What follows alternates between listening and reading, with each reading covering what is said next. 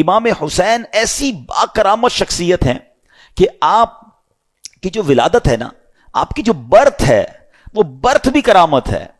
آپ 6 مہینے میں آپ کا جو حمل تھا، ماں کے پیٹ میں آپ رہے، وہ 6 مہینے رہے. اور یاد رہے کہ پوری دنیا میں سیدنا یحییٰ علیہ الصلوۃ والسلام اور امام علی مقام امام حسین کے علاوہ کوئی ایسا بچہ زندہ نہیں رہا جس کی مدت حمل 6 ماہ ہوئی ہو. یعنی آپ فرام دا ڈے 1 آپ کی ولادت ہی کرامت ہے. اور سبحان اللہ، آپ کے رخسار مبارک کا حال یہ تھا، آپ کے چہرے پر نور ایسا تھا کہ آپ کے دونوں رخسار سے ایسا نور نکلتا تھا کہ کمرے اور دیواریں روشن ہو جایا کرتے تھے.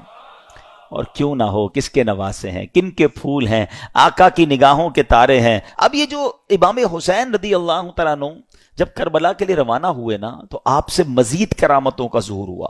اور علماء کہتے ہیں یہ جو کرامتیں تھیں نا، بیسیکلی یہ اتمام حجت کے لیے تھیں، مزید ان کو سمجھانے کے لیے تھی کہ دیکھو میں کون ہوں، میرے ساتھ کیسے معاملات ہو رہے ہیں، مجھ پر ظلم نہ کرو.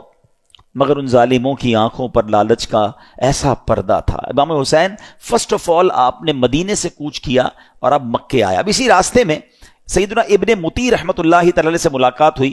انہوں نے عرض کی کہ حضور میرے کنویں کا پانی بہت کم ہے، برائے کرم آپ دعائے برکت سے نواز دیجئے. آپ رضی اللہ تعالیٰ عنہ نے اس کنویں کا پانی طلب کیا، اور جب پانی کا ڈول حاضر کیا گیا تو آپ نے اس میں سے پانی کچھ پیا بھی، نوش بھی فرمایا اور کلی بھی کر دی، اور ڈول کو واپس کنویں میں ڈال دیا گیا. جب وہ ڈول پانی جو ہے وہ کنویں میں گیا، کنویں کا پانی بھی بڑھ گیا اور میٹھا اور لذیذ بھی ہو گیا.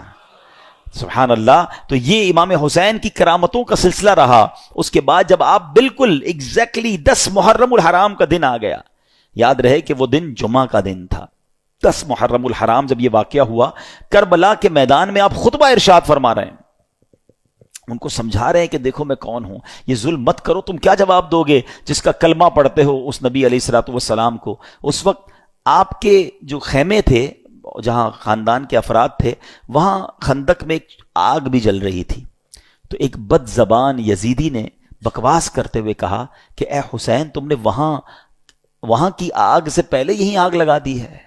یعنی معاذ اللہ وہ یہ کہنا چاہ رہا تھا کہ اے حسین، مرنے کے بعد بھی تمہیں جہنم کی آگ میں جانا ہے. امام علی مقام نے جب یہ سنا تو آپ نے کہا کہ اے دشمن خدا، تو جھوٹا ہے، کیا تو یہ گمان کرتا ہے کہ میں دوزخ کی آگ میں جاؤں گا؟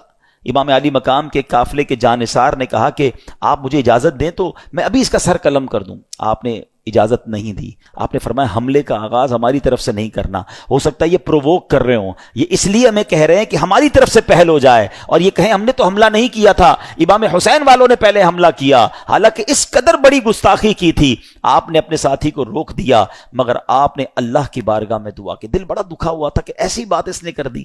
آپ نے کہا اے رب قہار، اس کو عذاب نار سے قبل بھی اس دنیا میں بھی آگ کا عذاب عطا فرما. آپ کی دعا قبول ہوئی. وہ بندہ جو گھوڑے پہ بیٹھا تھا، اس کی گھوڑے کو جھٹکا لگا، گھوڑا خود ہی دوڑتا ہوا گیا، اور وہ گھوڑے سے جب جہاں گرا تو وہاں آگ لگی ہوئی تھی. اسی خندق میں یہ بندہ جا کر گرا اور وہ بد نصیب آگ میں جل کر بھسم ہو گیا. امام علی مقام نے سجدہ شکر ادا کیا اور اللہ تعالیٰ کی بارگاہ میں عرض کی کہ یا اللہ، تیرا شکر ہے کہ تو نے آل رسول کے گستاخ کو سزا دی.